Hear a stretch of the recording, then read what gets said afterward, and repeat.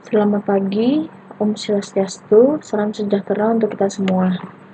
Baik, perkenalkan nama saya Revina Amalia Saputra dengan NIM 192 dan 1 2020. Saya dokter muda untuk stase anestesi periode 8 hingga 14 Juni 2020. Baik, terima kasih atas kesempatan yang telah diberikan. Di sini saya akan membahas mengenai resusitasi jantung paru atau RJP. Yang pertama ada definisi, indikasi, tujuan, pelaksanaan 2010 versi 2015 dan indikasi RJP dihentikan. Yang pertama definisi RJP atau CPR merupakan prosedur emergensi yang bersifat life saving saat terjadi henti napas atau henti jantung. Tujuan dari RJP dapat mempertahankan hidup atau mencegah kematian, mencegah komplikasi yang timbul akibat kecelakaan, mencegah tindakan yang dapat membahayakan pasien dan melindungi orang yang tidak sadar. Untuk dari indikasi RJP tersendiri, yaitu apabila kita menemukan orang yang hilang kesadaran, cardiac arrest, di mana yang shockable itu VTVF, dan non-shockable atau yang nggak boleh di-defib itu adalah PEA dan asistol. Kemudian ada henti napas yang terhenti atau tersengal, kemudian tidak teraba adanya nadi, yaitu nadi karotis kurang dari 10 detik, maka langsung diindikasikan untuk dilakukannya RJP. Jadi di sini merupakan rantai kelangsungan hidup HCA atau Hospital Cardiac Arrest dan OHCA atau Hospital Cardiac Arrest. OHCA itu ada transport, sedangkan HCA bagaimana kita mengawasi atau mencegah. HCA, jadi misalnya pasien beresiko mengalami cardiac arrest atau di jantung, kemudian dia akan dirawat di ruang ICU, kemudian dimonitoring, sehingga apabila ada gejala depresi napas, kita tahu dari monitor dari EKG-nya. Kemudian kita bisa mencegah terjadinya asistol pada pasien tersebut. Penata laksanaan dari RJP sendiri ada 3, circulation, airway, dan breathing. Untuk yang circulation, kita cek nadi, yaitu nadi karotis kurang dari 10 detik, ritme jantungnya, dan tekanan darahnya. Airway-nya, ada suara napas, apakah ada sumbatan, obstruksi. Kemudian pemeriksaan airway tersendiri ada look, listen, dan feel. Kemudian untuk triple airway maneuver bisa head lift, chin lift, dan jaw thrust. Untuk breathing, kita lihat pergerakan dari rongga dadanya dan suara napasnya. Baik, di sini pemeriksaan airway atau suara napas dengan look, feel, dan listen. Look, kita lihat pengembangan dadanya, feel kita rasakan suara napasnya, dan listen kita dengarkan hembusan dari napasnya.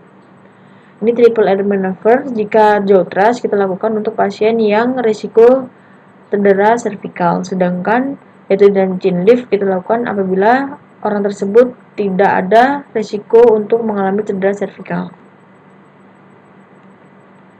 Ini merupakan anjuran dan larangan BLS untuk CPR berkualitas tinggi bagi dewasa. Jadi penolong harus dan penolong tidak boleh bisa kita lihat di sini.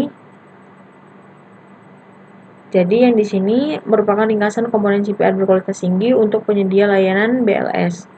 Yang pertama, amankan lokasi, pastikan lingkungan aman untuk penolong dan korban. Kemudian pengenalan serangan jantung, periksa adanya reaksi, apakah ada napas yang terhenti atau tersengal, tidak ada nadi yang teraba dalam 10 detik. Kemudian mengaktifkan sistem tanggap darurat, di mana jika apabila kita sendiri, kemudian kita tinggalkan korban untuk mengambil AED sebelum memulai CPR, atau minta orang untuk melakukan pencarian dari alat AED, kemudian kita lakukan CPR. Untuk rasio kompresi dada bagi dewasa yaitu 2 inci atau sekitar 5 hingga 6 cm. Kedalamannya untuk rasio kompresi ventilasi itu 30:2, yaitu 30 kompresi dan 2 kali ventilasi atau 2 kali napas. Untuk penempatan tangan yaitu 2 jari tas processus hypoideus. Recoil dadanya jangan lupa setelah kita lakukan kompresi kita lihat dari recoil dadanya harus recoil penuh. Kemudian minimalkan gangguan. Batasi gangguan dalam kompresi dada kalau bisa kurang dari 10 detik. Ini berdasarkan AHA 2015. Baik, di sini adult cardiac arrest algoritma berdasarkan AHA 2015.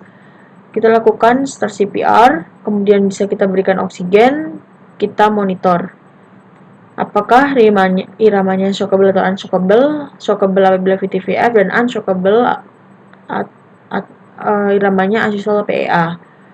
Kemudian lakukan CPR selama 2 menit, pasang jalur intravena untuk memasukkan obat. Kemudian untuk alat AED-nya, dia akan memeriksa apakah shockable. Apabila bisa di shock, maka di shock, kemudian lakukan CPR lagi selama 2 menit. Bisa lakukan pemberian dari epinefrin setiap 3-5 menit. Kemudian kita analisis iramanya lagi. Apabila di shock, kemudian setelah di shock, lakukan CPR selama 2 menit. Lalu kemudian bisa berikan amiodaron.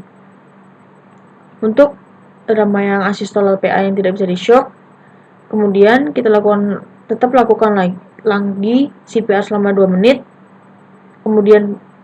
Kemudian pasang akses intravena, masukkan obat epinefrin setiap 3-5 menit. Kemudian kita cek iramanya lagi, misalnya dia unshockable, tetap lakukan CPR selama 2 menit lagi. Apabila dia dapat di shock, kemudian kembali ke langkah yang kelima. Di sini, kemudian saya akan lanjutkan untuk perbedaan AHA 2010 dan 2015. Yang pertama dari pengenalan dan pengaktifan cepat sistem tanggap darurat. Berdasarkan AHA 2010 atau HCP harus memastikan reaksi pasien sewaktu memeriksanya untuk menentukan apakah napas terhenti atau tidak.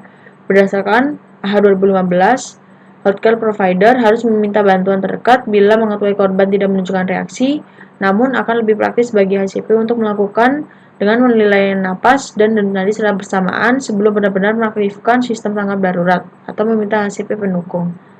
Kemudian yang kedua ada penekanan kompresi dada. Berdasarkan AHA 2010, melakukan kompresi dada dan napas buatan untuk korban serangan jantung adalah tindakan yang perlu dilakukan oleh EMS dan penolong profesional di lingkungan rumah sakit.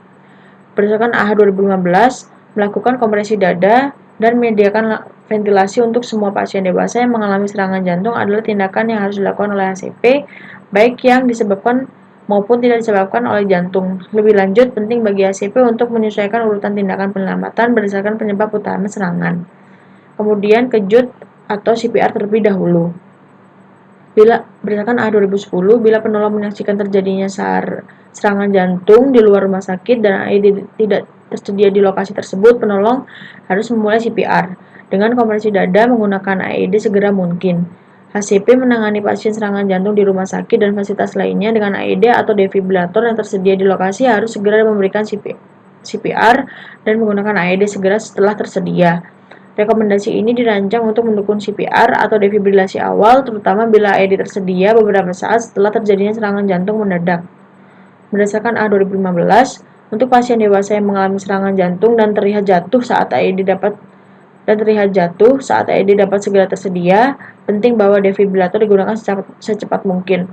Untuk orang dewasa yang mengalami serangan jantung tidak terpantau atau saat AED tidak segera tersedia, penting bila CPR dijalankan sewaktu peralatan defibrilator sedang diambil dan diterapkan.